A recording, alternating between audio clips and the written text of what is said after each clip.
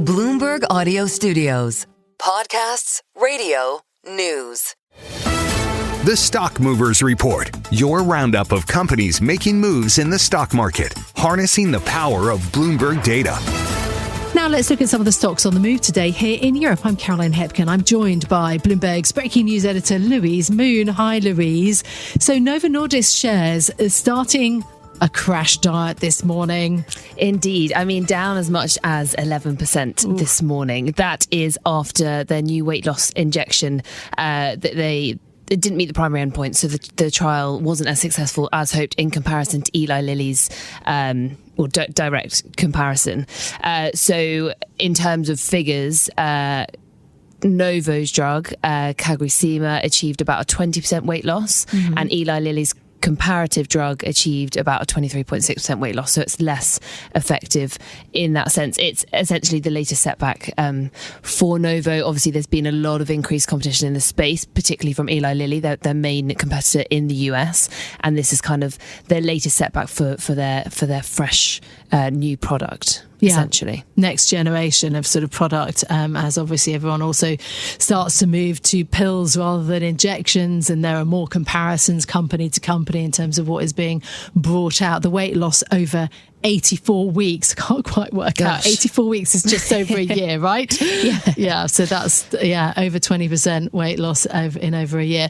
Okay, let's think about other companies. Honeywell don't appear to want to sweeten their deal for Johnson Matthey. No, slashed their deal price. This is for a unit of Johnson Matthey called Catalyst Technologies. So both industrial powerhouses.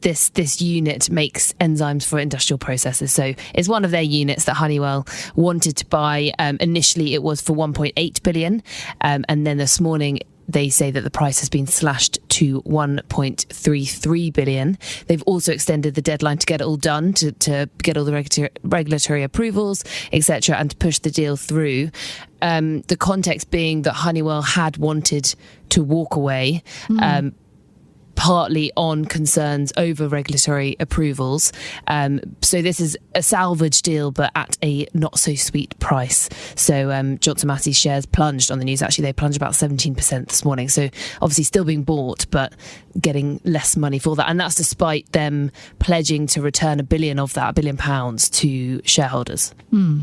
And speaking of sweet things, it's a bit late for Valentine's, but ABN Amro got a love letter from an analyst. They did, and it boosted their shares up almost 4% this morning at one point, the most since November. So Bank of America raised their recommendation for ABN Amro from a neutral to a buy and increased their price target as well. They're saying the bank's got an attractive valuation, improved profitability, partly driven by cost savings. They see upside to targets that have been set by management, and all of that could lead to more buybacks. So catalyst for the share price to rise, adds to another buy for the bank. Buys are dominating recommendations, 12 buys versus 5 holds and 5 sells. So giving a bit of a boost to their share price in the morning trading. The Stock Movers Report from Bloomberg Radio. Check back with us throughout the day for the latest roundup of companies making news on Wall Street. And for the latest market-moving headlines, listen to Bloomberg Radio live. Catch us on YouTube, Bloomberg.com, and on Apple CarPlay and Android Auto with the Bloomberg Business app.